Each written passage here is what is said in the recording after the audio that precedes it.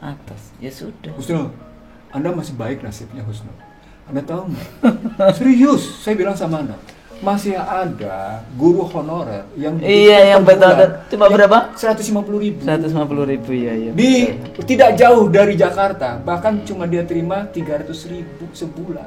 Buat ongkosnya saja dari rumah untuk menuju sekolah, sesungguhnya sudah tidak cukup selama sebulan itu. Dolim ya. Coba kebayang nggak? Padahal dia tugasnya mencerdaskan. Tapi tidak ada penghargaan. Nah, tidak ada.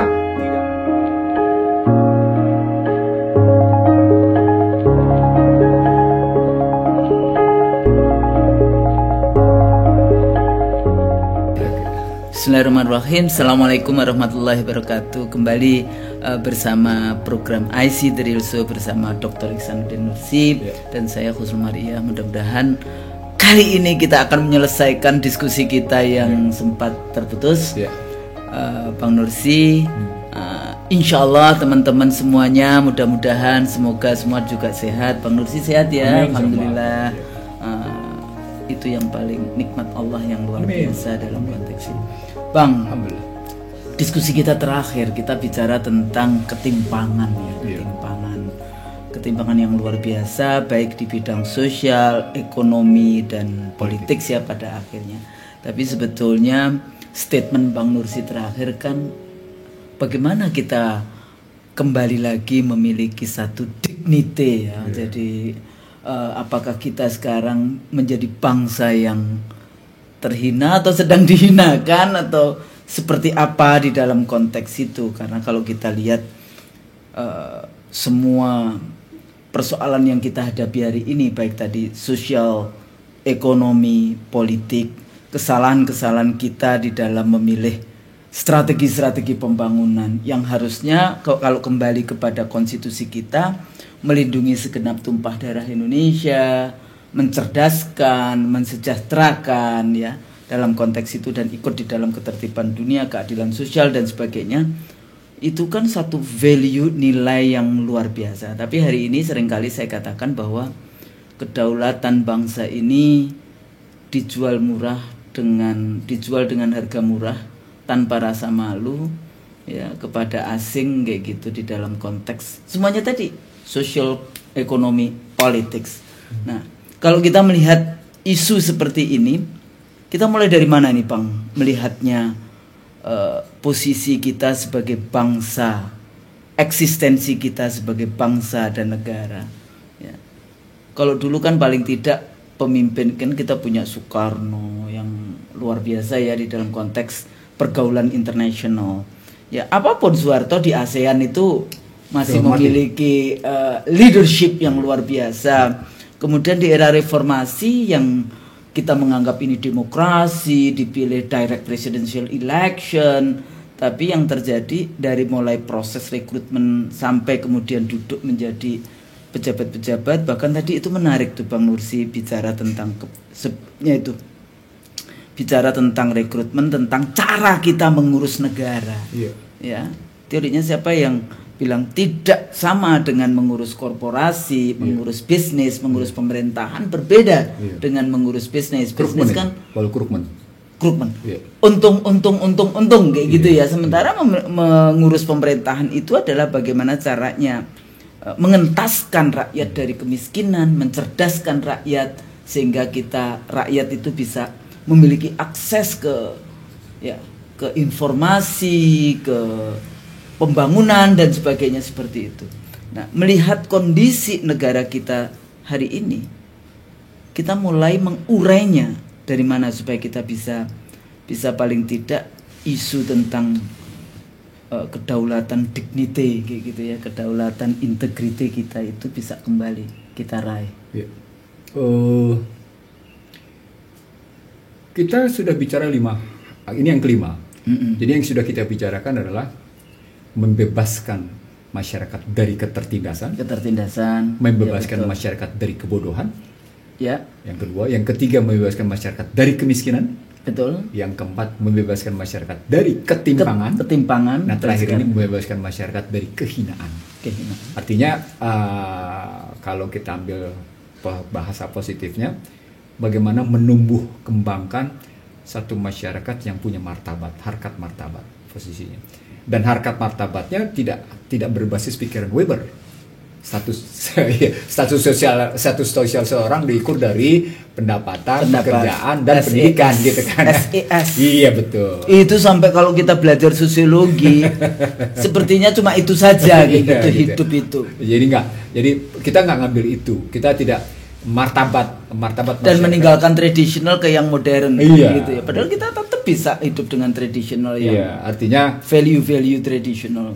Kalau kita ambil tadi dari apa yang Husnul sebut sebagai berkat rahmat Allah yang Maha Kuasa atau negara berdasarkan ketuhanan yang Maha Esa, maka sesungguhnya format kehinaan yang harus dihapuskan itu adalah format yang hanya menjunjung tinggi materialisme. Itu apa kayak gitu ya? Jadi bahasa saya itu selalu gini loh Bang, kalau kita belajar ekonomi itu kan ada kurva tuh. Pembangunan di sini Amerika.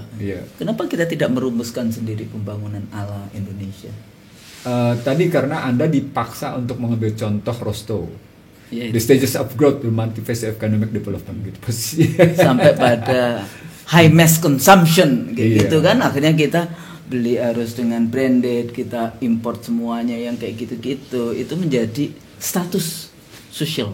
Padahal kuncinya di situ kalau pakai konsep Undang-Undang 45 itu bukan high mass consumption, tapi mestinya di situ high mass invention. Jadi satu bentuk invention itu, temuannya itu mengakibatkan mereka berinvestasi. Jadi bukan tidak banyak di betapa dalam kondisi pandemi ini aja banyak masyarakat yang bisa menemukan sesuatu kok. Keluar dari cara-cara pemerintah gitu mereka menemukan invention. Tadi kan saya bilang new invention, new innovation. Posisinya begitu gitu. Jadi ujungnya adalah sebenarnya kita harus menunjukkan dalam kerangka ekonomi politik misalnya, kita harus ngebongkar pertumbuhan adalah komponen konsumsi, komponen investasi, komponen belanja pemerintah, komponen ekspor dikurang impor. Ini harus diubah posisinya. Terutama karena pasal 27 ayat 2, tiap-tiap warga negara berhak atas pekerjaan dan penghidupan yang layak bagi kemanusiaan. Nah, ketika pemerintah tidak mampu menyediakan lapangan kerja bagi warga negaranya, bukan tiap individunya loh, beda loh. Kalimatnya adalah bukan tiap-tiap individu berhak atas pekerjaan yang layak bagi kemanusiaan, tapi kalimatnya tiap-tiap warga negara. Artinya bukan warga negara bisa, makanya kemudian muncul KTP macam-macam, KTP palsu. Ada orang berKTP Indonesia tapi tidak bisa berbahasa Indonesia. Itu karena perubahan macam-macam. Artinya memang ada kesalahan kebijakan di situ yang membuat bangsa ini tetap terperangkap dalam kehinaan, Husnul. Nah, itu orang tidak sadar itu. Ada problematik pada pasal 27 ayat 2. Karena kalimatnya tiap-tiap warga negara berhak atas pekerjaan dan penghidupan yang layak bagi kemanusiaan. Saya ingin mengatakan yang pertama adalah dalam rangka mengatasi kehinaan bangsa ini, maka masyarakat Indonesia, bangsa Indonesia tidak boleh tertindas baik oleh bangsanya sendiri, oleh pemerintahnya sendiri, gitu ya, atau oleh pemerintahan lain, atau oleh korporasi asing, atau oleh kemudian lembaga multilateral, tidak boleh. Jadi tidak boleh tertindas oleh pemerintahnya sendiri, tidak boleh ditindas oleh korporasi asing, tidak boleh oleh korporasi domestik, tidak boleh juga oleh negara lain atau bangsa lain, tidak boleh juga oleh namanya kekuatan multilateral. Gitu posisinya. Tidak boleh dia tertindas. Anda lihat kan, bangsa Indonesia banyak tertindas dalam soal ini. Iya, semua kebijakannya kita harus mengikuti multilateral, IMF. Itu tertindas Anda. Kebijakan, bahkan pendidikan juga ikut mereka. Anda tertindas. Jadi sesungguhnya makna yang disebut dengan kemerdekaan adalah hak segala bangsa. Dan karena itu penjajahan dengan segala bentuknya harus dihapuskan dari muka bumi, maka keywordnya, kata kunci sederhananya, bangsa ini harus bebas dari ketertindasan. Gitu. Betul. Itu kalimatnya itu, bebas dari bentuk ketertindasan. Makanya kata perintah pertamanya tadi saya bilang, bagaimana membebaskan bangsa ini dari ketertindasan. Kenapa? Karena ujungnya Anda harus menunjukkan masyarakat yang tidak boleh terhina. Itu ketemunya Husnul. Jadi 5 ini sebenarnya ketemu sistematiknya. bebas dari ketertindasan, bebas dari kebodohan, bebas dari kemiskinan, bebas dari ketimpangan, bebas dari ini ketemu secara sistematik. Kalau ini empat-empatnya dapat, ya pasti tidak terhina. Tapi kan dalam praktek Anda bisa lihat kita tertindas semuanya. Iya. Akibatnya apa? Ya Anda punya kehinaan. Maka nggak usah heran kalau tetangga sebelah, negeri jiran sebelah menyebut kita sebagai bangsa Indon. Misalnya. Atau kalau Anda lihat misalnya, kalau negeri kecil di Singapura itu bisa menyebut sebagai bangsa kita adalah bangsa Maine. Padahal nation, iya, bangsa pembantu. TKW. Iya, TKW. Padahal hasil korupsi itu sit-in-nya di Singapura. Yang menikmati Singapura. Jadi artinya kalau kita balik lagi dalam konstruksi membebaskan bangsa dari kehinaan, kata kunci pertamanya sesungguhnya bagaimana tugas pemerintah sepenuhnya menjalankan pasal 27 ayat 2. Ini amanat konstitusi. Apa artinya? Anda harus mengubah kebijakan ilmu ekonominya. Ilmu ekonomi harus diubah. Diajarkan gitu loh. Kadang-kadang saya tuh berpikir seperti itu juga waktu saya ngajar. Apakah kita pernah ajarkan pemikiran-pemikiran yang keluar dari ini? Kalau di UI kan selalu diajarkannya kan yaitu tadi, itu sebagai pusat pendidikan seperti digodok yang namanya liberalism, neoliberalism gitu, makroeconomics kan ke sana kan ininya apa namanya? Arahnya kayak gitu, ideologi dari ekonominya. Tapi di UGM gimana gitu?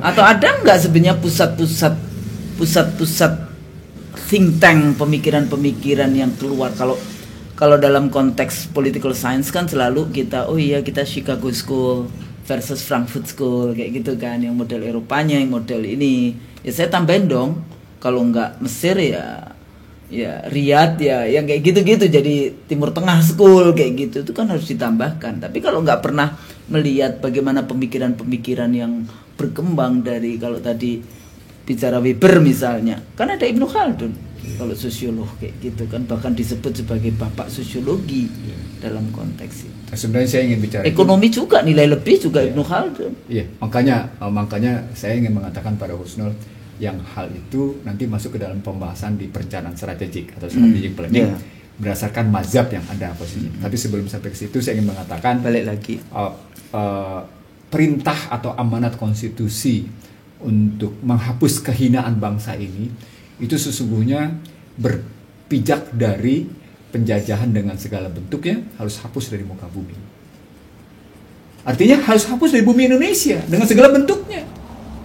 Penjajahan dengan segala bentuknya bukan hanya hapus di muka bumi dunia, tapi harus hapus di muka bumi Indonesia. Nah, motifnya adalah tadi melahirkan masyarakat atau bangsa Indonesia yang punya dignity, punya martabat. Dia tidak terhina.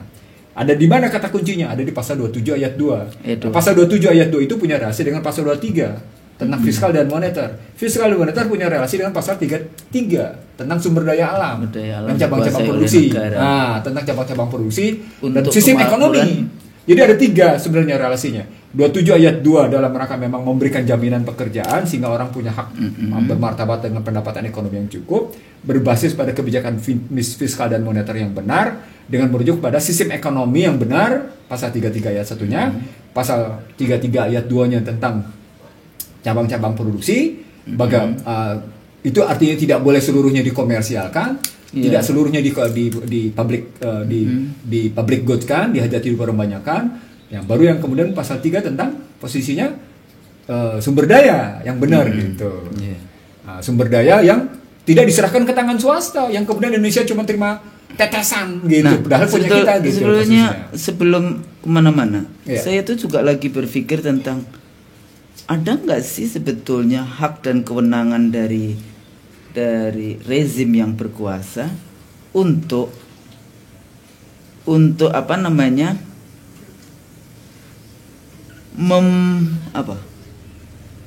mengeksploitasi sumber daya alam diberikan kepada swasta. Aku takutnya itu nanti itu isu yang paling nanti akan menjadi tesisnya tesis liberal soalnya. Jadi kalau tesis liberal, pemerintah tidak boleh berusaha. Negara nggak boleh punya. Iya itu yang akhirnya karena tesisnya neoliberal, maka negara masuk ke dalam rezim izin namanya. Rezim perizinan. Iya, jadi negara cuma bikin izin.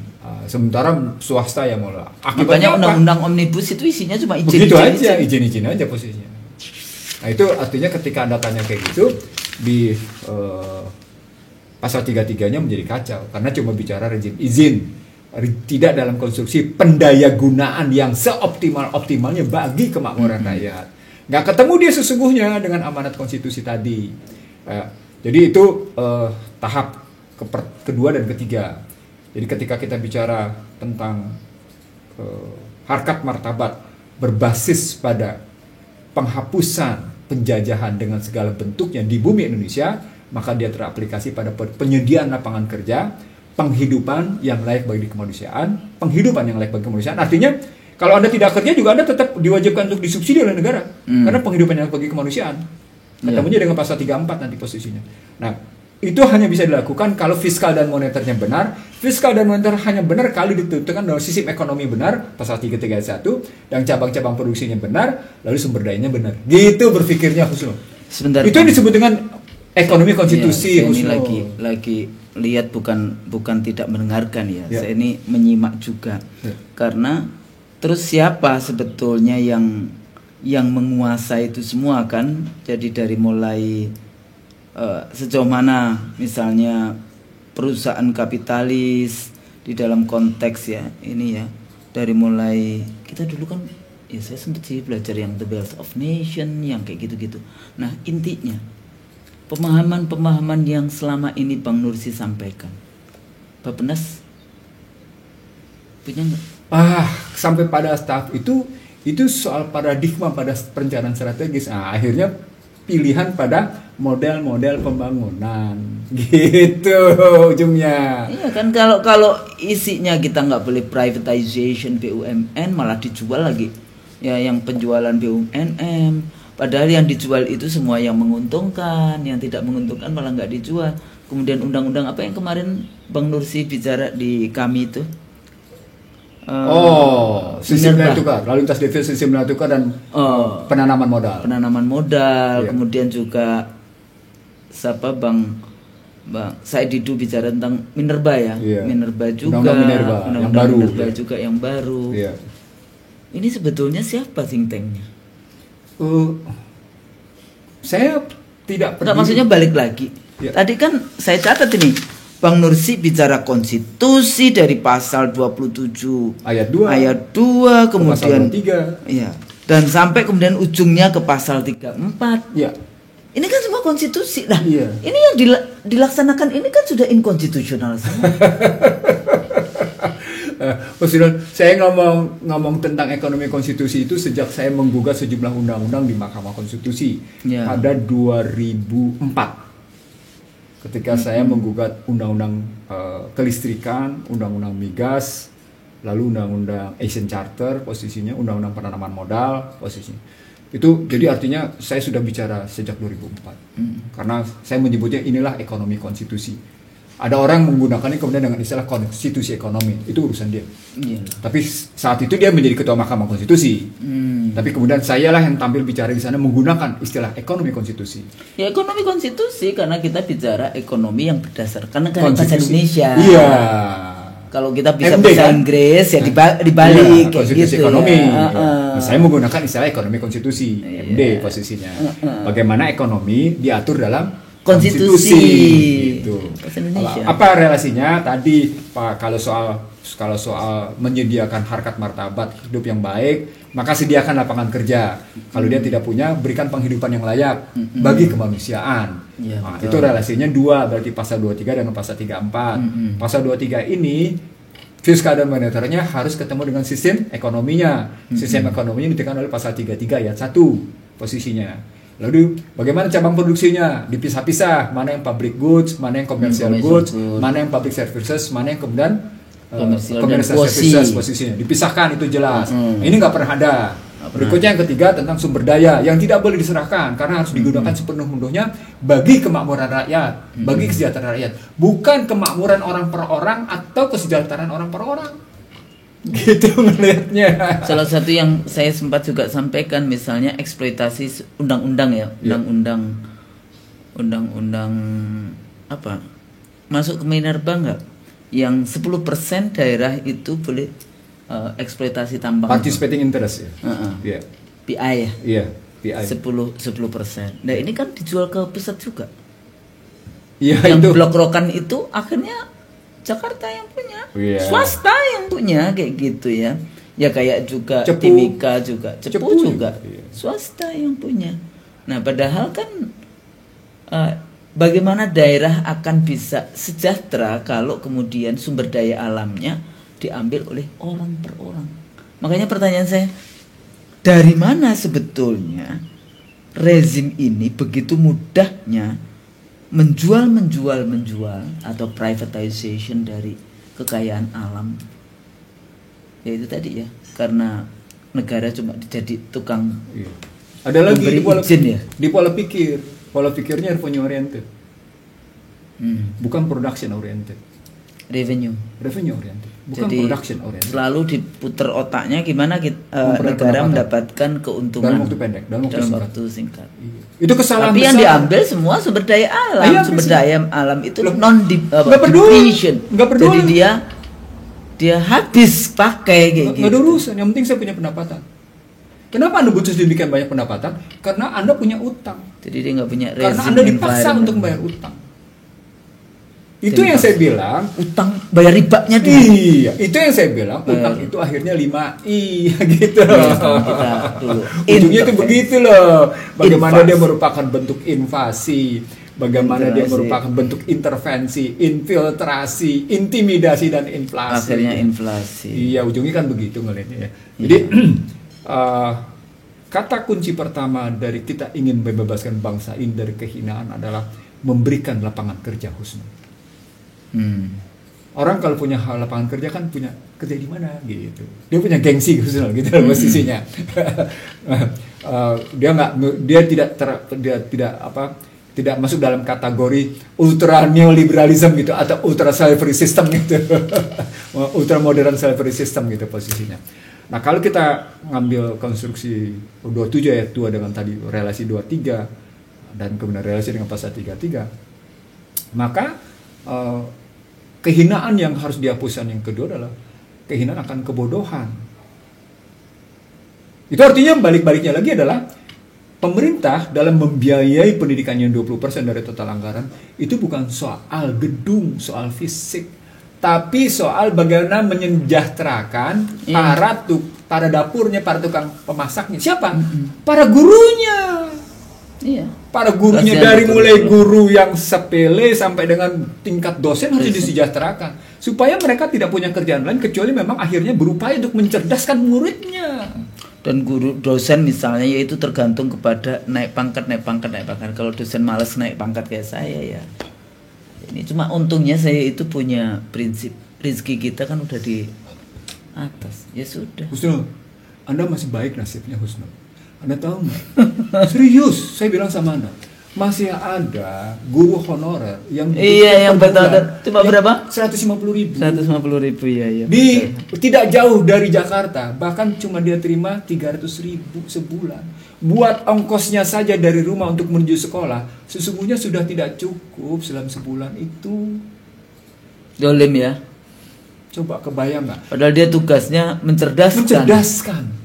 Tapi tidak ada penghargaan. Nah, tidak ada sistem yang mendukung munculnya harkat martabat seorang pengajar. Tidak ada sistem yang mendukung. Tapi pada saat kampanye bicara akan mengangkat guru-guru honorer. Siapa tuh ya?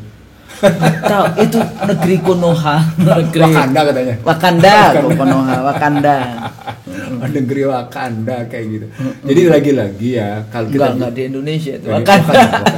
Ya, jadi saya ingin mengatakan sama Husnul, ketika kita ingin membebaskan bangsa ini dari kebodohan dan berujung pada hilangnya kehinaan, maka pola pikir dalam pembiayaan pendidikan itu bukan pola pikir yang menyediakan fisik saja, tapi pola pikir yang sesungguhnya mengangkat harkat martabat dulu pada para gurunya, gurunya, dan supaya dia memiliki keleluasaan di dalam bertugas itu tadi kan ya. Saya bicara sama Husnul. Ketika Rasulullah menerima Iqra bismi rabbikal ladzi khalaq, peralatan apa yang dia punya? Nggak ada. Tidak ada peralatan. Yang adalah Rasulullah punya modal qalbu, modal sikap, modal kata-kata yang benar gitu. Sehingga dia mendapat gelar Al-Amin. Iya, dari sejak kecil. Dari sejak kecil. Artinya dijaga kan nama Allah.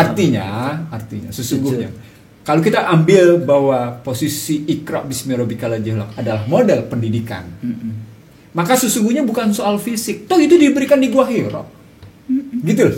Bukan soal fisik, bukan fisik secara nafas. Nah, ya itu yang saya selalu katakan, para pejabat kita, birokrat, ini levelnya birokrat, itu cara pandangnya itu cuma proyek tahunan aja.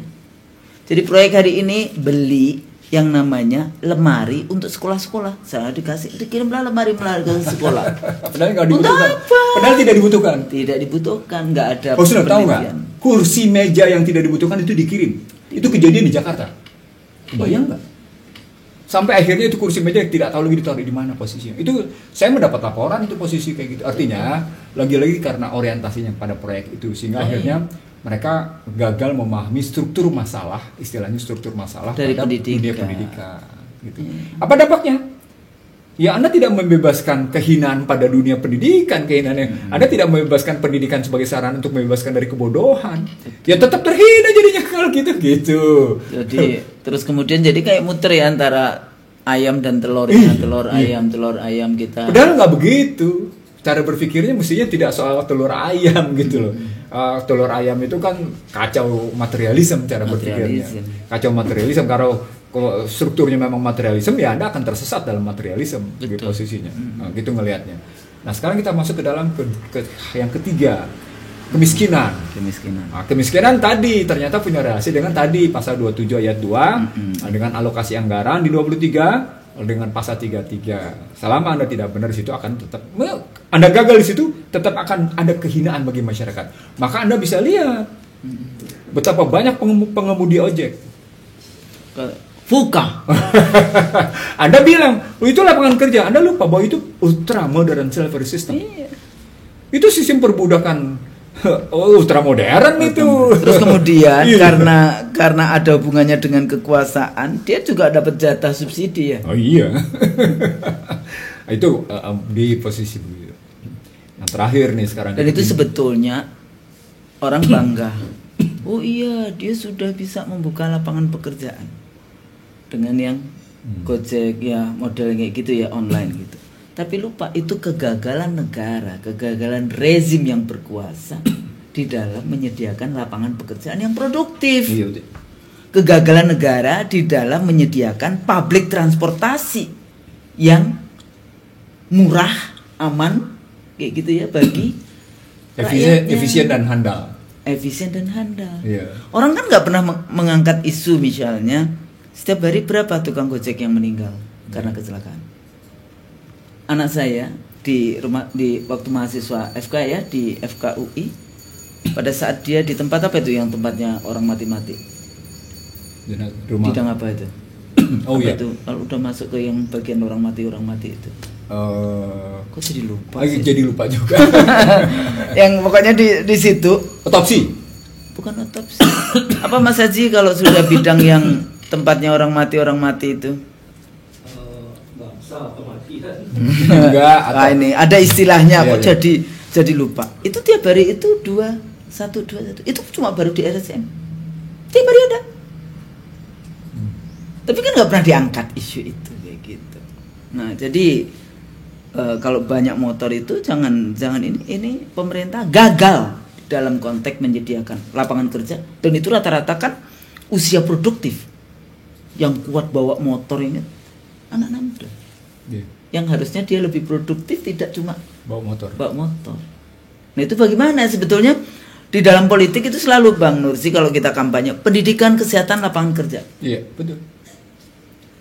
Tapi bagaimana sih sebetulnya pemerintah bisa bikin lapangan kerja untuk rakyat? Di pasal 27 ayat 2. Ya maksudnya kasih para pemirsa ini kira-kira strategi apa yang bisa diberikan kepada? Nah, kalau Anda geser langsung strategi apa, saya masuk dulu ke dalam peperangan, dalam tanda petik ke peperangan strategic planning. Iya, strategic planning. Di dunia minimal ada 5 perencanaan strategis. 5 ya. Ada 5. Anda bisa ambil model Jepang, Anda bisa ambil model Cina, Anda bisa ambil model Amerika, misalnya gitu ya. Anda bisa ngambil model Timur Tengah posisinya, lalu Anda bisa juga ngambil model India yang kemudian masuk ke dalam kawasan perencanaan rata-rata perencanaan strategis model Asia. Yang berkembang di dunia yang kemudian mendominasi, tadinya cuma 2 perencanaan strategik Jepang yang biasanya kalau dalam kajian bisnis, School of Business di universitas-universitas ternama, itu diambil dari perusahaan-perusahaan tertentu yang usia usahanya, perusahaannya sudah di atas 75 tahun. Itu misalnya. Itu dianggap punya perencanaan strategis yang mapan. Usia perusahaannya sudah 75 tahun ke atas, maka dianggap perencanaan strategisnya bagus. Begitu juga di Amerika, sama, perusahaan-perusahaan yang sudah berusia 75 tahun ke atas itu dianggap punya perencanaan strategis yang bagus. Walaupun dalam kasus 2008 misalnya ada industri keuangan yang ditutup walaupun usianya sudah di atas 75 tahun posisinya. Kalau ambil ke Cina mengambil model Xunshu namanya, perencanaan strategis model Xunshu. Lalu kalau ngambil model India, itu mereka bicara tentang surviving kelompok-kelompok kasta gitu loh. Iya. Mereka kuat itu masih yang kayak gitu. Jadi perencanaan strategik dalam rangka mereka terlepas dari sistem kasta. Nah itu karenanya hingga sekarang tetap seru di India posisinya perencanaan strategiknya begitu. Lalu model Asia lainnya adalah seperti kasus ini beragam di model Asia. Ada model Taliban gitu ya. Salah satunya ada model Saudi Arabia gitu ya. Tepatnya bukan Saudi Arabia, tepatnya model negara-negara Teluk. Iya, negara-negara posisinya. Indonesia tidak jelas kecuali berkiblat ke Amerika. Iya. Kadang Amerika, tapi kadang-kadang ke poros Jakarta Washington, poros Jakarta Beijing. Iya.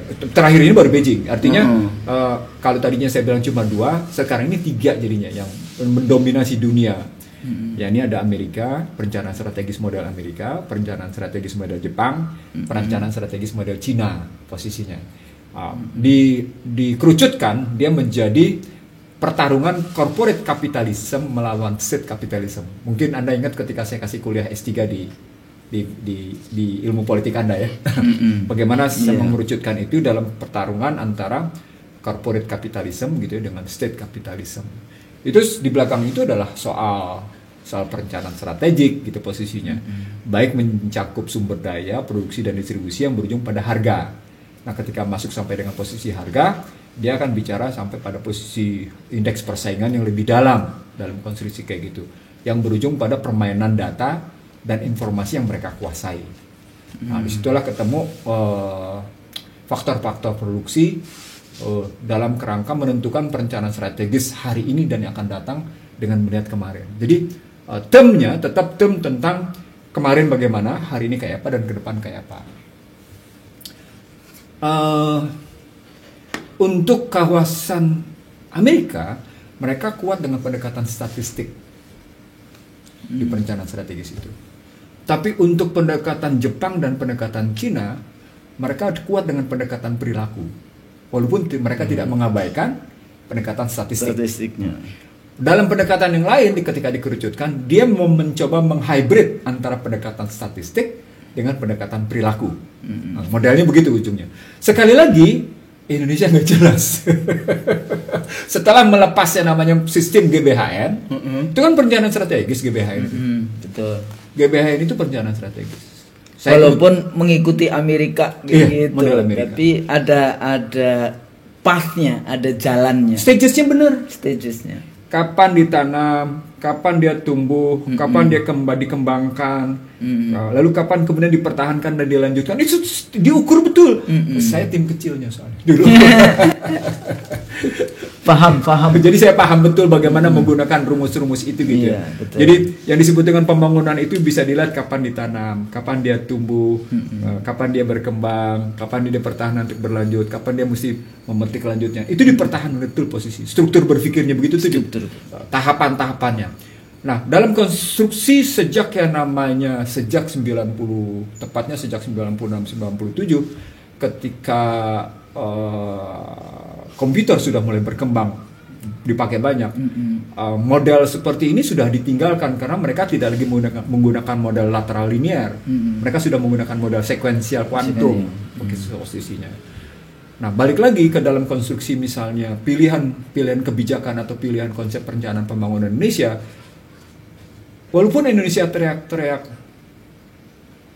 4.0 gitu, India 4.0, undang-undang minebannya nothing to do dengan teknologi, kan cuma izin doang pertambangan dan lingkungan di. Saya nggak ngerti gitu ya kalau mereka bagaimana Indonesia mengatakan melampaui sementara mereka tidak pernah mengikuti tahapan-tahapan lateral secara benar gitu.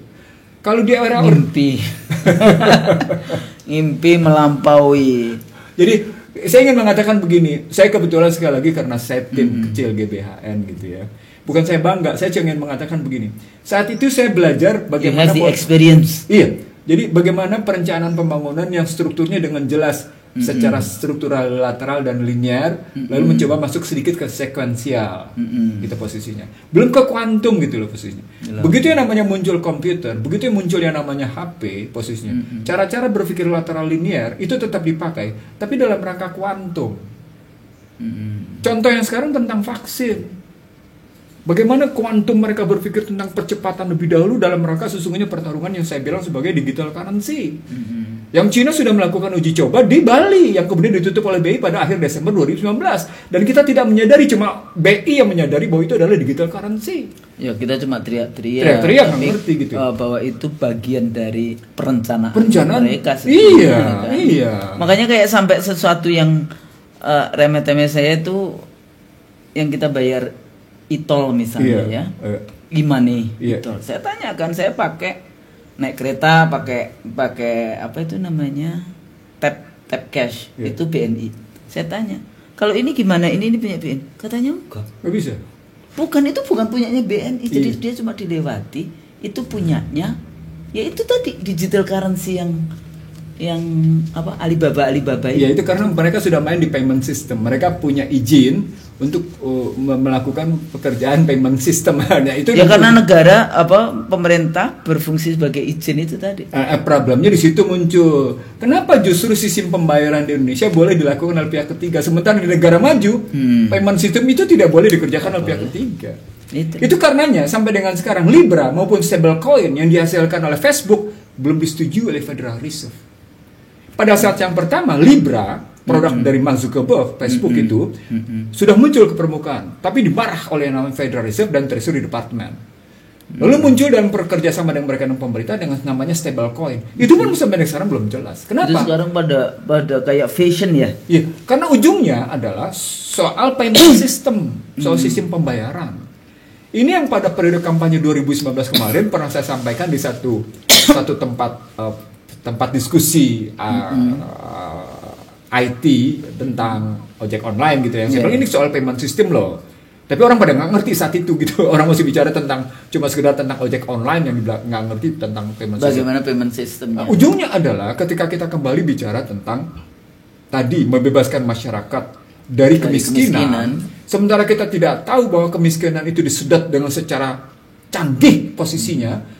Nggak sadar kan tadi kan ada bercerita tentang uang plastik yang ternyata dia melarikan ke pihak lain gitu posisi kan, tulisannya BNI tapi nya Alibaba gimana kok. Jadi poinnya sekali lagi saya ingin mengatakan ini ada problem nih bahwa sesungguhnya terjadi apa yang saya sebut sebagai penghisapan surplus ekonomi nasional dan keluar Indonesia dan keluar ya, makanya saya bilang penghisapan. Ya, Pak. Di sini kalau misalnya dihisap dalam negeri masih ini kadang-kadang ya berarti ini tapi ini dihisap tapi kemudian ditarik keluar kan? Husnul, saya ingin mengatakan sama Anda, penghisapan itu dilakukan secara sistemik struktural, baik pada level sumber daya, produksi dan distribusi, baik pada level industrial maupun pada jasa keuangan.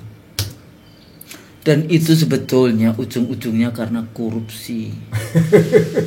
Jadi korupsinya itu bukan korupsi bersih kayak gitu, korupsi di dalam itu memegang kekuasaan kemudian membolehkan negara diacak-acak seperti itu. It's part of that. Kerap rezim itu di situ, bukan korupsi mengambil uang per se yang seperti diterjemahkan oleh KPK, tapi the whole thing yang tadi korupsi dari mulai konstitusi sampai kerugian negara tadi. Kerugian negara. Jadi sesungguhnya yang sedang kita hadapi adalah satu perencanaan strategis yang demikian canggih yang dilakukan oleh corporate capitalism dan state capitalism yang masuk ke wilayah Indonesia, yang akhirnya berujung pada posisi kota menghisap desa, kota dihisap oleh metropolitan, dihisap oleh megapolitan kemudian dihisap oleh yang namanya global.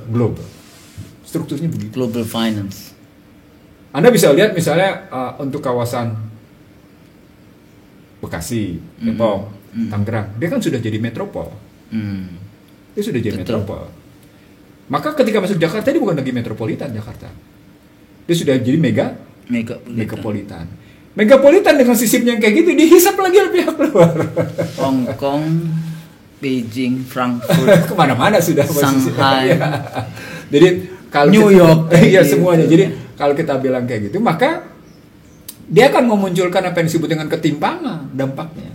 Ya berarti kita tidak lagi menyelesaikan kehinaan. Karena kita mungkin juga tidak mampu mendefinisikan maunya kita. Nah, ketika Anda bilang tidak mampu mendefinisikan oleh kita, itu kan berarti problem kompetensi kan? Emang.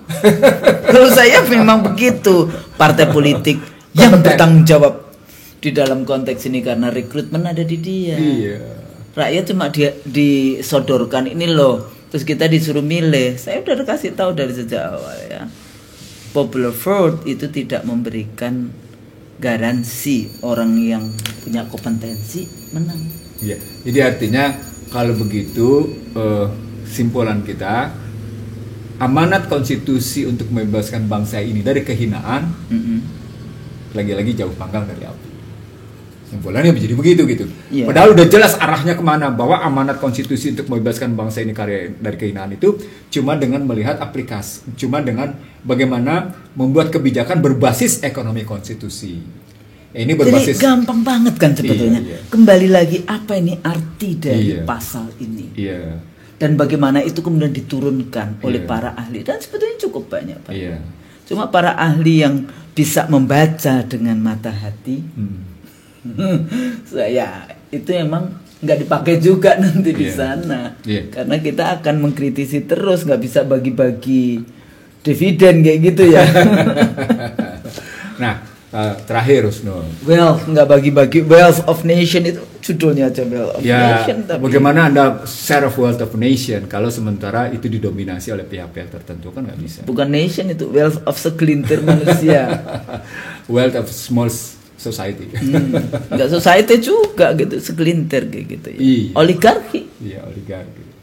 Nah, sebagai penutup Husnul, dari saya terus terang karena saya bercerita tentang ekonomi konstitusi yang membebaskan 5 hal tadi sudah sejak 2004 gitu hingga hari ini. Artinya sudah 17 tahun saya bicara kayak gini gitu Husnul. Ketika saya tampil di Mahkamah Konstitusi, tampil di berbagai institusi negara gitu ceritanya, bagaimana ekonomi konstitusi itu basisnya tadi modal sosial adalah modal ekonomi, modal produksi, dan itu adalah modal politik gitu ya. Sehingga perolehan suara dia punya manfaat bagi masyarakat. Itu kan karena itu itu kan yang hal betul. Iya. Jadi artinya ketika Anda merasa bahwa Anda memperoleh suara terbanyak posisinya, maka yang akan memperoleh manfaat pertama bukan Anda, tapi masyarakat yang menitipkan kedaulatannya. Iya, menitipkan kedaulatan itu posisinya begitu. Menitipkan itu titipan. Itu baru titipan rakyat. Iya. Nanti ditambah lagi, semuanya itu titipan Tuhan, tahu nggak kau? Kayak gitu. Enggak, maksudnya kadang-kadang nggak tahan juga untuk tidak bicara kayak gitu. Ini baru kita bicara logika bahwa Anda menjadi wakil di situ adalah Anda dititipi kedaulatan rakyat. Iya. Nah, karena itu ada konsekuensinya di sini. Pasti ada konsekuensi. Tapi rakyatnya habis habis vote itu terus diinjek-injek, kan udah dibayar tadi 20.000. Kasihan. Transaksional selama 5 tahun. Demokrasi transaksional. Istilah saya juga terkadang begitu. Demokrasi korporasi itu basisnya adalah transaksi. Dan ujungnya adalah apa yang saya sebut sebagai social and political distrust. Gitu. Dan ini sepertinya saya nggak tahu ini apakah kita mau bicara tentang perubahan secara incremental atau fast track untuk mengubah tadi supaya kita punya dignity kembali. Ada 2 mazhab memang itu Husnul. Ada 3. Mazhab comprehensive integratif. Yang kedua mazhab incremental. Lalu kemudian mazhab sistemik struktural istilahnya. Mazhab itu dalam kerangka penyelesaian kayak gitu ya. Itu sangat tergantung tadi upaya mengatasi kehinaan bangsa itu. Sangat tergantung pada orientasi berpikir para pejabat negara. Dan kalau kita bicara tentang orientasi berpikir para pejabat negara itu, dia ditentukan oleh pendidikan si pejabat negara itu apa. Karena itu yang mendasari cara pandang dia, yang mendasari cara dia untuk membuat kebijakan. Kalau Anda punya latar belakang pendidikan, misalnya dengan cara-cara materialisme, ya Anda akan melulu memutuskan dengan materialisme. Kalau Anda cuma cara berpikirnya tentang lulusan perkebunan yang tidak jelas, gitu posisinya. Iya, cara berpikir tentang perkebunan Anda tidak jelas gitu. Artinya Anda tidak mampu bicara tentang humus tanah, konseptualisasi, jadi mencoba untuk mengurai permasalahan, mengidentifikasi permasalahan. Tapi pada saat yang sama juga tadi kan cara pandang, perspektif itu menjadi sangat penting, paradigma itu menjadi sangat penting. Di mana paradigma yang sebelumnya saya bilang di dunia itu harus baik, di akhirat juga baik, kayak gitu ya. Jadi kebijakan-kebijakannya harus di sana, fit dunia hasanah wa fil akhirati hasanah loh. Itu kayaknya itu doa yang semua orang di Indonesia yang muslim pasti baca tuh, nggak. Jadi sebenarnya kalau doa sapu jagat itu dipahami dalam konstruksi tadi mengatasi kehinaan, maka perintahnya cuma satu: investasikan kebenaran dan kebaikan. Investasikan kebenaran dan kebaikan. Apakah Anda sebagai pejabat atau Anda sebagai individu biasa? Anda wajib sebagai rakyat. Iya, Anda wajib berinvestasi kebenaran. Tapi kalau rakyatnya masih belum cerdas, ya itu kan tanggung jawab pejabat. Iya.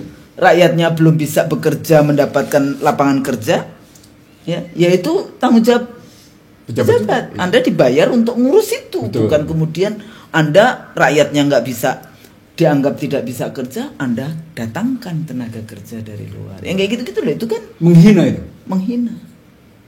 Jadi pemahaman terhadap konstitusi. Saya tuh juga masih ingat dulu kalau kita banyak bicara di MPR, di DPR, saya selalu mengatakan bahwa para anggota dewan yang terhormat, kalau perlu, itu yang namanya bukan kalau perlu, semua anggota dewan di atas mejanya itu harus ada buku konstitusi.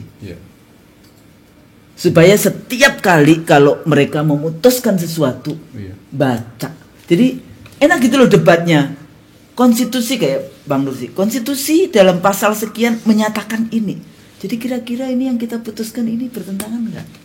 Jadi membaca dengan dasar konstitusi itu menjadi bagian penting yang harus terus-menerus kita ingatkan. Iya.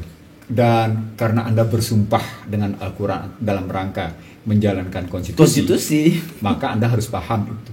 Dan ketika Anda tidak paham, maka sumpah Anda tidak tersiring. Ujung dari pembicaraan kita, akhirnya kenapa Anda berani bersumpah pada sesuatu sesungguhnya yang dalam diri Anda sendiri Anda tidak yakin Anda akan jalankan gitu. Itu pertanyaan saya, Husnul. Ngeri. Terserah Husnul ngeri atau berani, terserah. Tapi saya ingin mengatakan, kok ya Anda kurang paham tentang relasi pasal-pasal ekonomi konstitusi gitu ya. Tapi Anda berani menyatakan, ini dalam rangka Indonesia maju mana? Tangguh. Iya, Indonesia tangguh. Indonesia hebat deh gitu. Indonesia hebat. Hebat apanya, ukuran hebat? Ya, Anda bikin RPJMN kayak gimana kalau ternyata dalam konstruksi sekarang misalnya sesungguhnya kita makin dalam. Itu kan katanya teori, bukan teori, kredonya statistik kan, the devil is in the statistic. Iya, ya. How to lie with the statistic. How to lie with the statistic. Nah, lepas dari itu semua, sekali lagi ya, tugas kita sebagai putra bangsa, sebagai anak bangsa, dari Bunda Pertiwi yang sedang demikian bersedihnya, gitu ya. Ada lagunya itu ya. Iya. Dari Bunda Pertiwi yang begitu merasa bersusah hati gitu ya posisinya. Maka kita wajib memenuhi panggilan konstitusi. Dan memenuhi panggilan konstitusi itu adalah bagaimana membebaskan bangsa ini dari ketertindasan. Bagaimana membebaskan bangsa ini dari kebodohan, dari kemiskinan, ketimpangan dan kehinaan. Supaya kita bisa yang tadi menjadi bangsa yang bermartabat. Dignity. Saya pikir itu ya, Bang. Iya. Terima kasih, luar biasa ya. Dan masih banyak sekali ilmu-ilmu yang lain yang harus dibagikan. Oke. Jadi kita akan terus dialog ke sana.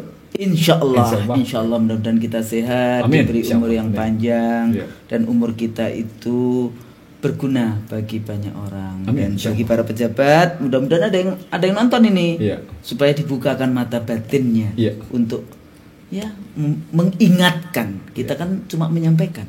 Masalah dia iman atau dia percaya atau tidak dengan apa yang kita sampaikan udah bukan urusan kita juga gitu. Tapi sebagai pejabat kita masih tetap mempertanyakan, karena kita sudah menitipkan kedaulatan kita kepada para pejabat-pejabat itu, baik di Senayan maupun di Istana. Dan kalau kami tagih kembali boleh dong? Boleh ya. Secara dalam ilmu politik, yang memiliki kedaulatan adalah rakyat. Jadi rakyat bisa kapanpun kalau ternyata tidak deliver. Jadi kalau pakai bahasa konkretnya, pemilik haki kedaulatan adalah rakyat. Jadi kapan aja Anda cuma dititipi, titipan kayak itu loh, apa namanya, tukang parkir. Cerita tukang parkir mau mobil Mercy, mau mobil apapun, Land Cruiser, mau mobil apa saja, cuma dititip di situ. Habis kayak gitu diambil lagi apa yang memiliki.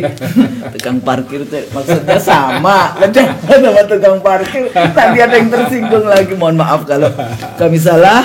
Sampai di sini mudah-mudahan apa yang kita sampaikan ini menjadi bahan yang penting untuk terus-menerus kita kaji, terutama terus-menerus Bang Nursi, walaupun sudah cukup lama 17 tahun berbicara tentang ekonomi konstitusi. Saya juga seringkali juga mengikuti juga politik dalam konstitusi kita, karena harus kembali lagi konstitusi sebagai dasar yang kita sebut. Sebetulnya kalau Muhammadiyah selalu menggunakan bahasanya itu Darul Akhdi wa Syahadah, negara persaksian, negara perjanjian. Perjanjian apa? Dalam konstitusi itu. Itulah perjanjian kita di dalam membangun negara. Nah, mudah-mudahan apa yang kita sampaikan ini berguna. Para pemirsa, ikuti terus program IC The Real Show, diskusi dengan Dr. Iksanuddin Nursi dan saya Husnul Maria. Kalau saya salah, kami salah, kami mohon maaf ya, dan yang benar itu selalu dari Allah, yang salah-salah dari kita manusia. Mohon maaf lahir batin. Sampai di sini, assalamualaikum warahmatullahi wabarakatuh. Waalaikumsalam warahmatullahi wabarakatuh. Nah, 2019 rumah tangga pertanian menurun. Satu. Yang kedua, sektor ketenaga kerjaan dalam lingkup siapa-siapa saya bekerja itu menurun. Jadi kalau tadinya mereka angkatan kerja banyak terserap di sektor pertanian, ternyata di rentang 2014-2019 mereka yang bekerja di sektor pertanian menurun jumlahnya. Pertanian tidak lagi menyerap sekitar 49% atau terkadang sampai 51% dari angkatan kerja. Dia menurun jumlahnya, dahsyat dua ya. Jadi tadi rumah tangga pertanian menurun, ya posisinya. Yang kedua, serapan angkatan kerja di sektor pertanian menurun. Yang paling menarik ini nih posisinya nih. Jadi selain terjadi konversi lahan yang macam-macam itu, karena perumahan lah, industri lah, dibabat semuanya, komersial kayak gitu. Dia juga ternyata tidak membuat ada perbaikan harapan hidup dari yang namanya para petani, sehingga petani-petani itu meninggalkan posisi dan mereka menjadi urbanisasi terpaksa. Nah, teori ini sesungguhnya menggambarkan ada kesalahan sistematik struktural. Sistematik struktural dari mulai kebijakan besarnya sampai pada kebijakan per sektornya, sehingga orang keluar dari satu sektor masuk ke sektor lain, dan di sektor lain dia juga terhimpit oleh sebuah sistem di mana dia tidak punya jaminan atas pendapatan yang cukup posisinya. Kan artinya ada sistem. Ya kemudian kan mobilisasi, urbanisasi, Terpaksa. kerja jadi buruh industri. Ya, ini paling berat itu perempuan itu yang namanya. Tadi ketika Anda tadi menyebut sebagai jadi buruh industri, memang para buruh itu punya posisi tawar atas untuk penetapan. Nggak punya posisi itu tawar. tadi maksudnya sebagai contoh. Itu jadi artinya ketika kita ambil dalam relasi berpikir begitu, hubungan berpikir begitu, maka bisa kita lihat siapa yang mau masuk ke pertanian. Artinya kalau teorinya Clifford Geertz benar. Jadi sesungguhnya involusi pertanian itu, iya, itu benar bahwa sesungguhnya sistem yang muncul dalam sistem pertanian penjajahan itu dilanjutkan oleh sebuah sistem itu karena jadi dipecah dua ya. Iya. Ya, satu sistem pertanian modern, perkebunan ya, jadi teh, kopi yang seperti itu, coklat dan sebagainya. Kemudian pertanian yang pariah kayak gitu ya, rakyat yang tetap sawah, padi yang kayak gitu. Jadi ada istilah big farm, ada istilah big farm, ada istilah small farm, ada istilah medium. Jadi ada kecil, ada menengah, ada besar. Dalam sejarah Indonesia, sesungguhnya petani-petani kecil itu tidak punya posisi tawar. Padahal jumlahnya ini banyak. Yang disebut sebagian besar rakyat ya di petani kecil itu posisinya. Nah, ya siapa yang disebut dengan big farm? Itu tadi perusahaan yang Anda bilang menguasai tanah berhektar-hektar. Benar, 5,3 juta hektar. Iya. Sawit. Saya berani ngomong 5,3 juta hektar karena itu yang bicara komisioner hak asasi manusia, kasusnya rame di Komnas HAM. Iya. Tapi sebetulnya lebih dari itu yang saya pertambangan juga. Ya. Saya pernah ke yang Papua, Freeport. Iya. Jadi sama posisinya begitu. Jadi pertambangan begitu, perkebunan begitu posisinya akan apalagi udah main batu bara. Sekarang apa aja ya, batu bara, nikel, emas. Semuanya begitu posisinya. Kemudian gas dan ya itu energi. Begitu sih enggak karu-karuan. Jadi kemudian hutan. Iya. Nah, jadi artinya Husnul, kita balik lagi ketika Anda tadi bicara sektor pertanian dan ada upaya yang sekarang adalah munculnya tentang food estate gitu ya. Kan bukan munculnya. Sudah berapa lama sih yang katanya mau bikin food estate di Papua, di pulau kecil di seberangnya Merauke itu? Orang harus melihat food estate itu dalam 5 indikator Husnul sesungguhnya. Pertama, bukan cuma sekedar ketersediaan lahan, tapi juga bagaimana ketersediaan irigasi, tenaga kerja, baik irigasi teknis gitu ya, maupun irigasi alami posisi katanya. Misalnya curah hujan, itu kan salah satu bentuk irigasi alami posisinya. Jadi lahan, irigasi teknis posisinya, terus infrastruktur lainnya.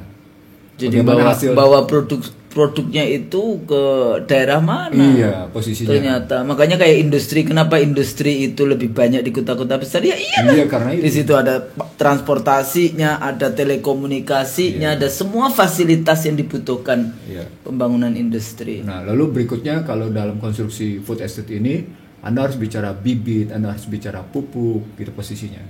Mau tidak mau sistematiknya sampai posisi. Dan pupuk pun yang petani terhempas juga kan gara-gara pupuk nggak boleh disubsidi dan itu IMF.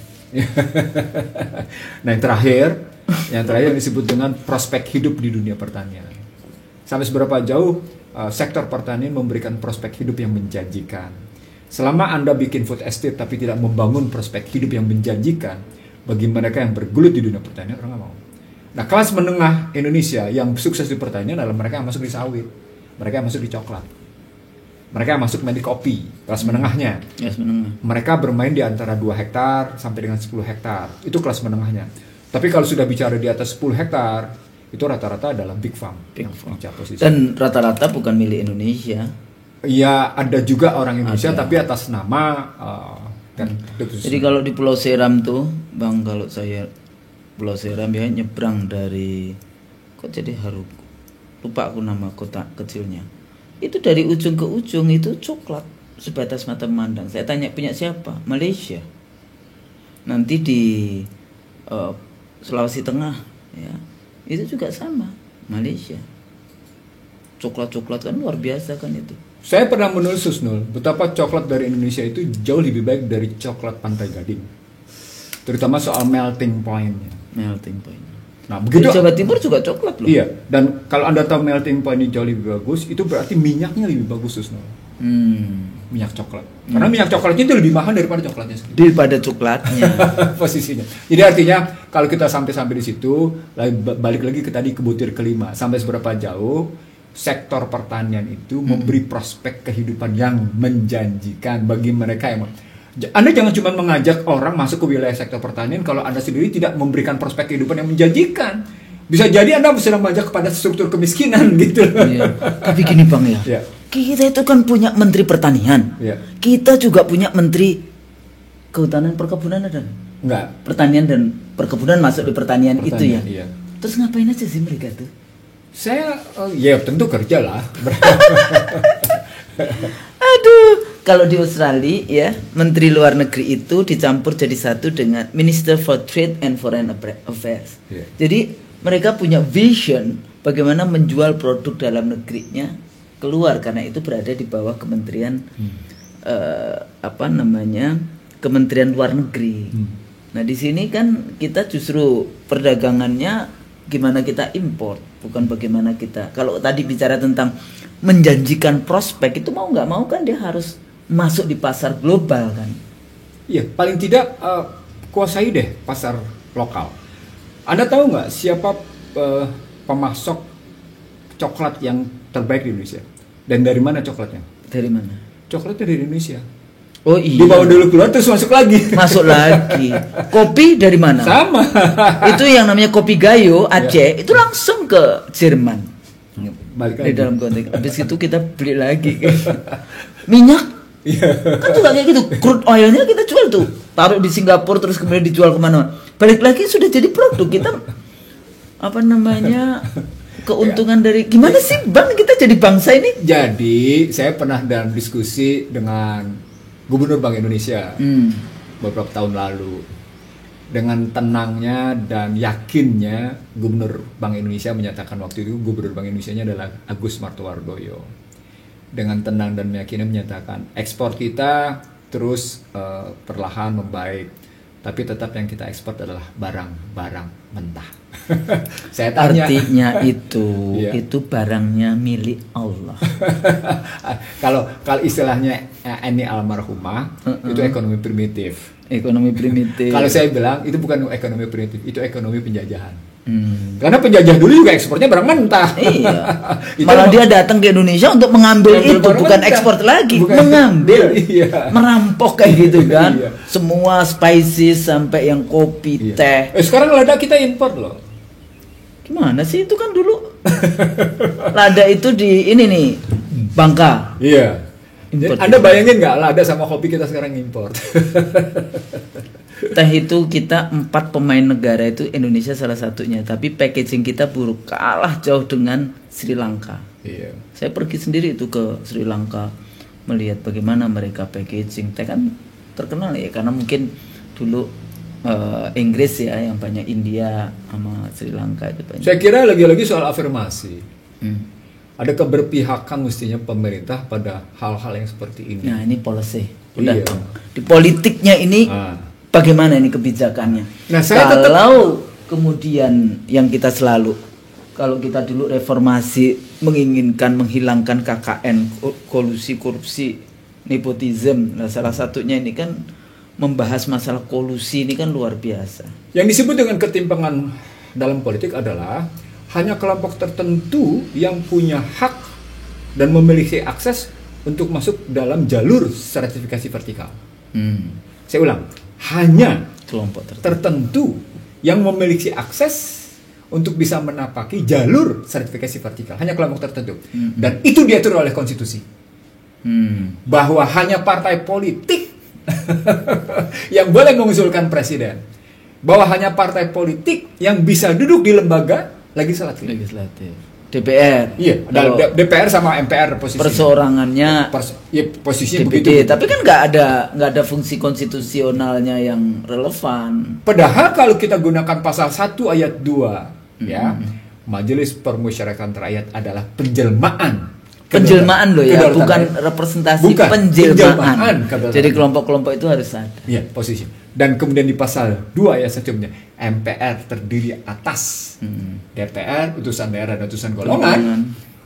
Maka sesungguhnya bisa kita lihat modal yang lama itu membuka akses selebar-lebarnya, seluas-luasnya, sedalam-dalamnya bagi mobilitas vertikal dalam politik kepada masyarakat luas.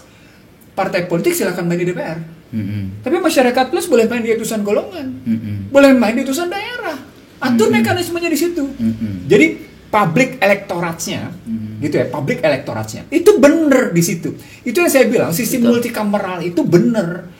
Nah, orang pernah diskusi sama saya, seorang mantan ketua DPR, enggak, ini yang benar adalah bikameral. Ya. Jadi teori-teori politik yang terbaru di dalam konteks kita ngomongin demokrasi dengan kelompok-kelompok, bagaimana afirmasi kelompok-kelompok yang wakil golongan, wakil agama, wakil daerah dan sebagainya, itu sudah benar. Dan kita hancurin sebetulnya di reformasi itu. Jadi secara teoritik sekarang dibuktikan ini yang benar. Ya, saya gini, Husnul, kenapa saya dalam posisi kesedihan mendalam sesungguhnya. Bangsa ini telat memahami kesalahan bertindaknya, dan dalam kesalahan bertindaknya dia tidak ingin melakukan perbaikan secara benar. Padahal kalau yang muncul adalah keinginan memperpanjang kekuasaan, bukan memperbaiki kesalahan kebijakan. Itu problematiknya, Mas. Anda kebayang nggak? Anda punya kesalahan dalam kebijakan, Anda punya kesalahan memandang, Anda punya kesalahan berpikir. Tapi Anda perbaiki bukan kesalahan berpikir dan kesalahan kebijakan. Anda hanya memperbaiki keinginan Anda untuk memperpanjang kekuasaan. Itu jauh panggang dari api untuk memperbaiki sistem, Husnul. Memang betul. Jadi seringkali yang kalau saya bilang kayak gitu, jangan berpikir ya DPR itu milik Anda, MPR itu milik Anda, Presiden itu, lembaga presiden milik Anda, KPU milik Anda, Bawaslu. Bukan, ini milik bangsa Indonesia. Mari kita perbaiki kalau ada kesalahan, kan itu. Tapi kadang-kadang udah enak nih gue jadi presiden dengan sistem kayak gini. Salah-salah ya udah ditabrak saja. Ya, artinya siapa sih yang mau bergeser dari comfort zone? Itu artinya kalau Anda sampai pada posisi mempertahankan comfort zone, zona kenyamanan gitu posisinya. Itu artinya Anda tidak pernah merasakan bagaimana refleksi masyarakat atas posisi Anda. Anda tidak pernah membayangkan bagaimana masyarakat memberikan cermin pada kekuasaan Anda. Anda tidak pernah membayangkan bahwa cermin yang Anda bangun dalam kekuasaan Anda, dalam posisi kekuasaan Anda itu adalah cermin yang sejati, tapi cermin yang palsu. Istilah saya yang kemarin, self-mirroring false. Self-mirroring false. Mirror. Kaca. Cermin. Kaca. Nah, jadi bukan image loh. Saya tidak menggunakan image. Saya mirror posisinya. Jelas sekali ada perbedaan di situ. Kalau image itu datang dari masyarakat. Tapi kalau mirror itu datang dari sendiri mestinya melihatnya. Itu perbedaan mendasarnya. Oh iya ya, saya harus bercermin diri ya. Apakah saya memang patut untuk berada terus-menerus di zona kenyamanan, sementara zona kenyamanan ini ternyata sistemnya salah gitu loh. Berpikirnya mestinya begitu gitu loh. Oh iya ya, ternyata zona kenyamanan ini tidak membuat masyarakat punya harkat martabat menjadi lebih baik. Oh iya ya, ternyata zona kenyamanan masyarakat ini merusak modal sosial. Mestinya begitu. Oh iya ya, zona kenyamanan ini ternyata tidak membuat yang namanya masyarakat terus mungkin meningkat kualitas pendidikannya, meningkat kualitas moralnya, meningkat kualitas ekonomi. Mestinya begitu berpikirnya.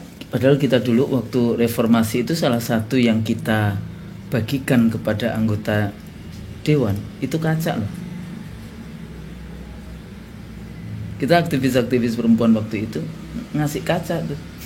Suruh bercermin ya. Iya. Nggak, maksudnya kita dulu relatif kreatif di dalam memberikan kritik aspirasi kayak gitu. Kita bagiin tuh kaca. Maksudnya suruh cermin. Tapi ternyata nggak tahu ini setelah berapa periode ya kita, makanya kenapa pemirsa ya, kita terus menerus ini mengevaluasi, menyampaikan kritik kita, menyampaikan pandangan kita dalam kerangka kita bisa memperbaiki ya, bisa memberikan masukan-masukan supaya ya paling tidak apa yang kita lakukan di 98 itu tidak semuanya menjadi kesalahan gitu. Kan sudah dikebumikan. Jadi poinnya balik lagi kalau kita bicara ketimpangan politik, di mana partai politik sebagai satu-satunya pemegang saham dalam kehidupan berbangsa dan bernegara, dia akan melahirkan ketimpangan. Itu rumusan. Artinya sistemnya salah karena sudah melahirkan ketimpangan. Itu satu ya. Yang kedua, ketimpangan politik lebih lanjut adalah ketika Anda mencoba melakukan partisipasi politik gitu ya. Partisipasi politik itu bukan hanya pada pemilu. Ya, jadi terus-menerus. Iya. Tapi kemudian partisipasi politik Anda dianggap sebagai bentuk penghinaan. Bentuk yang namanya terhadap ketidaksukaan, merupakan bentuk kebencian dan kemudian dikriminalisasi, itu ketimpangan politik. Hate speech. Jadi kita mengkritik kemudian dimasukkan di dalam pigeonhole hate speech. Padahal kita sedang civil and political liberties, menyampaikan kebebasan berekspresi, kebebasan pendapat, memberikan pendapat. Tapi kan ditangkap. Husnul, bukan hanya di era Donald Trump. Trump dimaki-maki oleh artis, oleh kalangan intelektual, oleh kalangan lain dengan kata-kata yang sangat kasar dan terbuka ya Husnul. Di era Biden pun terjadi Husnul. Terjadi. Jadi artinya kan Anda meniru Amerika. Anda meniru Amerika, lalu kemudian ketika kita lihat Amerika kayak gitu, loh, kok Anda jadi kita Indonesia gitu gimana kan? Sih? Dan ternyata Indonesia Anda kemudian menjadi materialisme.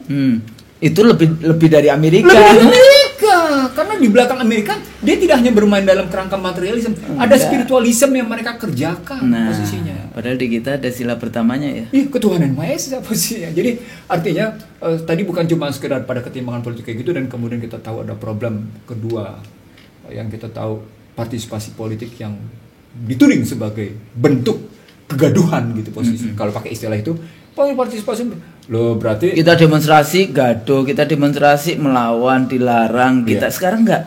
Sekarang apa itu yang murah, bentuk-bentuk murah, kok nyambung Bang. Jadi aduh, itu kan sudah ekspresi yang luar biasa. Apa, dan itu soft, dan gitu, itu very soft kayak gitu. Dan itu dikriminalkan. Gimana tuh? Itu bentuk ketimpangan politik Husnul. Jadi for not found posisinya. For not found. Sekarang lagi kayak gitu ya. Dan itu kemudian dihapus posisinya, dimoralkan, dihapus. Atau lapor Tuhan, aku lapar, juga dihapus posisinya gitu. Dan sementara aku Pancasila, saya Bhinneka Tunggal Ika, itu tidak dihapus, dan Pancasila dan Bhinneka Tunggal Ikanya tidak jelas kayak gitu ya. Muncul pertanyaan, ini sesungguhnya siapa sih yang bicara Pancasila dalam perspektif nilai-nilai yang agung itu gitu? Yang tidak Pancasila. Jadi saya itu ya, nanti kita kerangka ketimpangan politik yang ketiga berikutnya Husnul, tadi yang Anda sudah sebut tentang agregasi politik gitu ya. Agregasi kepentingan, agregasi politiknya itu tidak berjalan sesuai dengan apa yang disebut dengan norma-norma kepatutan dan kelayakan. Jadi kalau kita bicara agregasi politik dalam sistem partai politik yang berjalan dalam cara-cara yang layak dan patut, fit and proper gitu ya, layak dan patut, maka sesungguhnya dia tidak akan melahirkan satu ketidakadilan politik. Dia akan melahirkan satu keseimbangan politik satu sama lain. Disitulah sesungguhnya memunculkan apa yang disebut dengan modal sosial yang setara dengan modal politik, yang kemudian ketemu dengan modal ekonomi. Jadi pembicaraan kita tentang ketimpangan sosial, ekonomi, politik berujung pada posisi bagaimana membangun modal sosial setara dengan modal ekonomi, setara dengan modal politik. Maka siklusnya menjadi sehat Husnul, gitu merdeka, berpikirnya. Itu the real merdeka. Itu teorinya begitu. Nah, ketika modal sosialnya luluh lantak, modal ekonominya timpang gak karu-karuan gitu posisinya dalam kerangka kayak gitu, dan kemudian ketimpangan politiknya juga tinggi, ya sudah, tidak ada sesungguhnya perguliran kekuasaan yang melahirkan satu kehidupan berbangsa bernegara yang memberikan manfaat satu sama lain, kecuali akhirnya Anda menimbulkan kerugian satu sama lain. Itu yang saya bilang, kehancuran bangsa takutnya nanti kan menjadi negara yang bangkrut ya. Oh iya, negara gagal itu pakai darurat fail state posisi. Tapi saya bukan sekedar ingin mengatakan bahwa kita mungkin jauh dari kata-kata pembukaan Undang-Undang 45. Saya tidak cuma sekedar mengatakan itu. Kalaupun kan kita bisa mengukur itu dalam 5 dimensi ece-ece, pura-pura gitu ya, dimensi normatif, dimensi semantik, dimensi penyimpangan gitu ya posisinya, dimensi manipulasi, kotak-atik pasti bisa kita ambil dalam kerangka begitu gitu ya.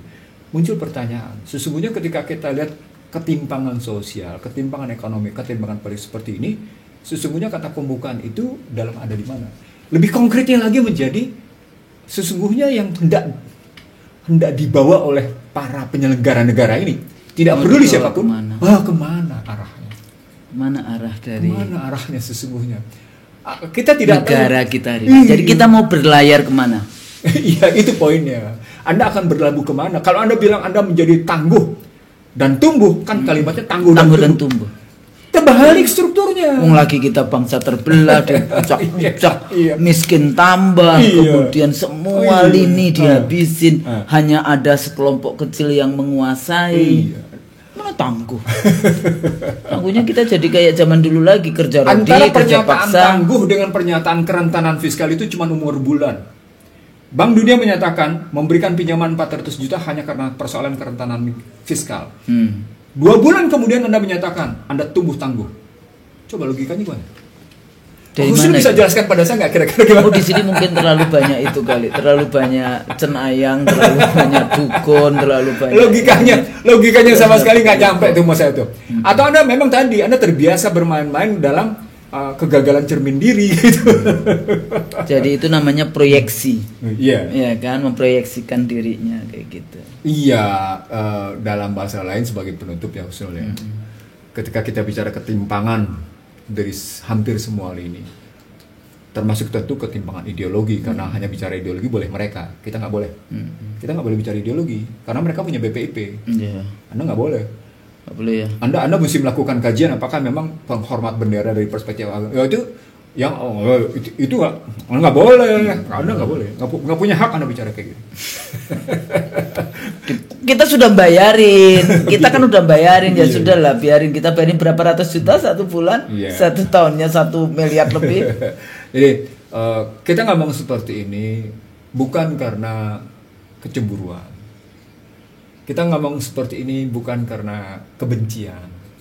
Kita ngomong seperti ini justru karena kita punya kecintaan yang amat tinggi. Justru kita mencintai. Kecintaan yang amat tinggi kepada bangsa dan negara. Bahkan kita bicara seperti ini dalam rangka meningkatkan kewaspadaan bangsa Indonesia dalam perspektif apa yang saya sebut sebagai perang global yang berstatus sebagai proxy, asimetrik dan neocortex posisinya. Karena dia statusnya proxy war, neocortex war, asymmetric war, maka perlu kecerdasan masyarakat. Masyarakat itu perlu dicerdaskan. Masyarakat itu perlu punya keyakinan bahwa kehidupan memang terjamin, itu ekonomi. Bahwa masyarakat itu perlu punya akses untuk menunjuk bahwa dia bisa menunjukkan siapa dirinya sebagai pemilik kedaulatan rakyat. Pemilik kedaulatan rakyat. Memang kedaulatan milik rakyat dan boleh diambil lagi, jangan salah loh. Tidak cuma hanya pemilu, setelah Anda tidak mampu melakukan itu, rakyat punya hak untuk mengambil kembali. Nah itulah makanya perintah dari Undang-Undang Dasar 45 bagaimana membebaskan masyarakat dari ketimpangan sosial, ketimpangan ekonomi, ketimpangan politik, gitu posisi. Itu harus dibebaskan. Kemana larinya? Kemana ujungnya? Kalau kita tadi sendiri bertanya, karena ujungnya adalah kita ingin menjadikan bangsa ini bermartabat. The dignity of nation, gitu. National dignity istilahnya. Kalau national dignity yang kita mainkan, martabat bangsa ini gitu. Anda tahu sekarang dalam situasi sekarang national dignity kayak apa? Ya muncul media sosial yang acap kali. Seperti itu kan menunjukkan betapa kita tidak punya dignity. Dan itu dibayar lagi. Iya. Untuk kepentingan rezim yang berkuasa. Jadi itu ujungnya kita bisa. Udah kayak gitu di UN kita juga ngikut kelompoknya Korea Utara. Iya, yang kacau-kacau itulah. Itu kan tidak punya dignity posisi. Jadi artinya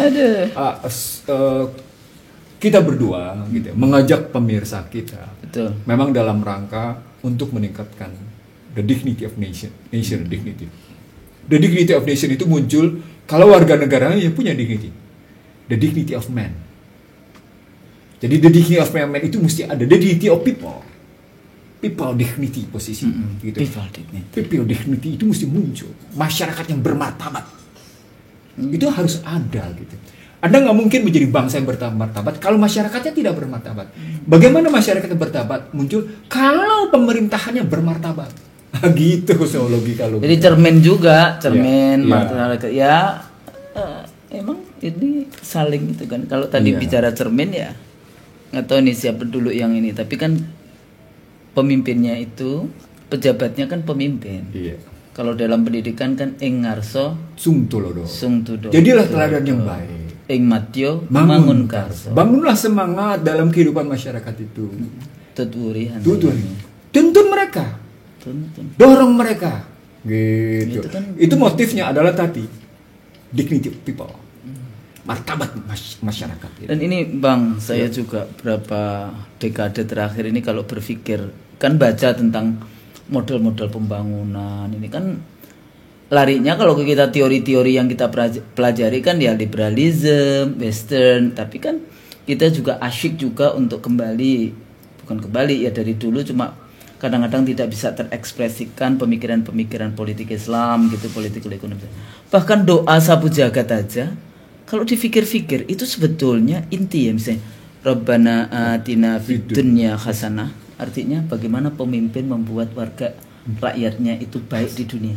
Tapi itu nggak berhenti. Wafil akhirati hasanah. Tidak hanya dunia, tapi juga akhirat. Hasanah. Wagina adzabannar. Ya, ini kan dari siksa negara. Neraka. Kalau para pendiri bangsa kita dulu, sila pertamanya adalah ketuhanan yang Maha Esa, dan di situ ada kemanusiaan yang adil dan beradab, keadilan sosial, musyawarah dan sebagainya atas berkat rahmat Allah. Itu kan semua cerminan-cerminan pemikiran para pendiri bangsa kita dulu kayak gitu ya. Kalau kita baca dengan baik kata demi kata di pembukaan Undang-Undang Dasar 45. Ya, jadi balik lagi kalau seperti itu kita keliling dunia untuk mencari ini tapi lupa kepada butir-butir yang penting di dalam konstitusi kita yang sebetulnya fondasinya tetap agama kan di dalam konteks itu. Ya, jadi ini juga sangat penting, sehingga kalau kita bikin kebijakan itu ini apakah baik untuk di dunia, baik pula untuk di akhirat nanti, itu kan adem kali ya pemimpin yang kayak gitu. Nafsul mutmainah. Jadi gitu kan. Jadi kalau istilah husnul tadi adem, istilah konkretnya nafsul mutmainah. Jiwa yang tentram dan damai. Iya, mutmainah. Itu kan luar biasa ya. Nah, itu kan untuk bisa menghasilkan jiwa yang tentram damai itu, Anda tidak mungkin memilih sebuah sistem yang liberal nggak karu-karuan, mustahil. Tapi bukan berarti kita menolak kebebasan. Jadi ada wilayah kebebasan yang kita terima gitu loh. Itu biasa kok, pakai diagram Venn itu ada wilayah kebebasan, ada wilayah keteraturan gitu kan. Ada diagram Venn-nya yang di akhir antara keteraturan dan kebebasan gitu loh misalnya. Dan itu juga tergantung kepada individu juga, lembaga juga. Jadi misalnya individu, pantas nggak sih kamu ini memimpin 265 jutaan rakyat Indonesia yang seperti ini? 272 sekarang. Seperti ini. Partainya juga bener nih yang kita calonkan kayak gitu kan, jadi ada check and recheck dari lembaga itu kalau ini. Nah, habis kayak gitu ya. Itu kalau mereka punya alat ukur yang rasional, logis, ini kan accountable. Nggak ada yang itu kan balik-balik lagi adalah cuma merebut kekuasaan untuk kepentingan dirinya sendiri, kelompoknya nggak peduli, terus kemudian mempertahankan apa tadi? Mempertahankan apa tadi?